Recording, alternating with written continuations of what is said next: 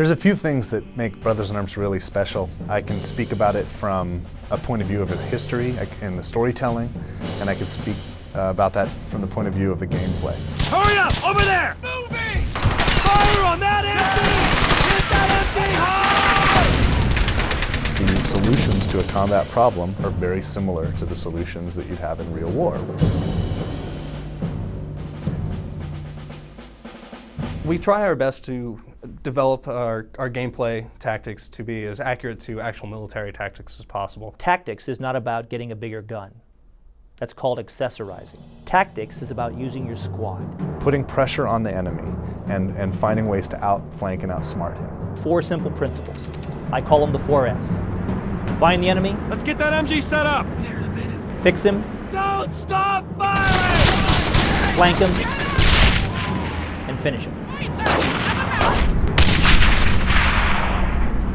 Of course, there's some leeway there. We got to make it fun for the player. So this time around, we made a lot more freeform. We added a lot more shooter elements to it. In the past, we put such a strong emphasis on squad combat that we took a lot of control away from the player. Set up the MG over there. We realized along the way that ultimately what we needed to do was not neuter the player's ability to be powerful, but to make his squads even more powerful, to make them more relevant. Let's go! Tell my squad to suppress the enemy or kill the enemy. In fact, if I get really good at the game and I choose to play it this way, I can beat the game without ever firing a shot. Now the player's viewing his squad as more of a weapon rather than a squad.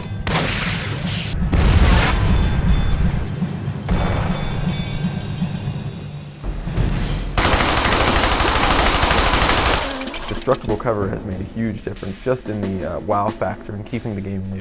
Just totally blow away a chunk of wall, and like people were just so excited every time they see that. It's like really awesome to see people's reaction to that. Introduces a bit of more of an element of time. You're behind a wall and that wall may not be there for very long. You have to use tactics, but you have to use those tactics quickly or you're not going to be around much longer. It's pretty technical, to make something blow up and make it look realistic. But then when you see it in the game and you see it blow up, you're like, that's awesome. Along with the destructible cover system, we have a gore system, which is pretty brutal, actually. We have a really awesome gore system. You can tear out limbs and arms. Part of our push for authenticity was that we didn't want to pull any punches as far as the effects of these. When a bullet hits a target, when a grenade goes off next to a target, we want to show what these things do. You get into this, what we call an action camera sequence. The camera goes in really close. I'm right on the guy, so as he's like flying through the air and getting blown up, I've seen an arm, get torn off, and a piece of his leg is like flying at the camera in glorious slow motion.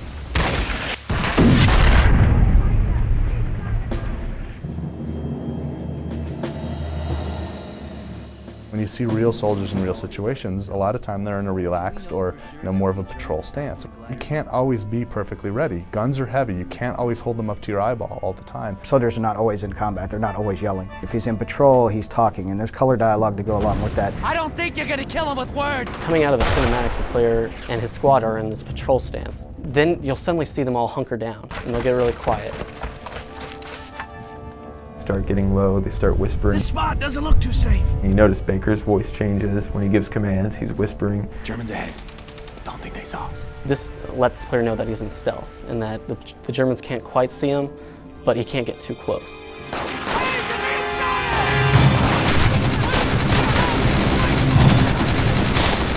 As soon as combat starts, we'll shift into a combat posture, and everybody will be screaming, and everybody's up when the gun's out, and we're firing. Base of fire! On that MG! Get a great amount of feedback about your surroundings and about the combat and about the way the battle's about to unfold by just looking at your men. This isn't safe, Frankie. Lighten up, Corian. It's just There's also armor. There are artillery pieces like, the German side, the dreaded 88. 37 millimeter cannons and all kinds of artillery pieces. And then there's also tanks. You can button up. That means you're going to get inside of your hatch, just use your main gun and your turret and take guys out. Or you can even climb up and get on top of the thing. You have a better view up there, and you can use the machine gun and just grind guys up. There's a lot of ways you can use a tank to cause havoc on the enemy. To me, the tanks are like, that's the dessert.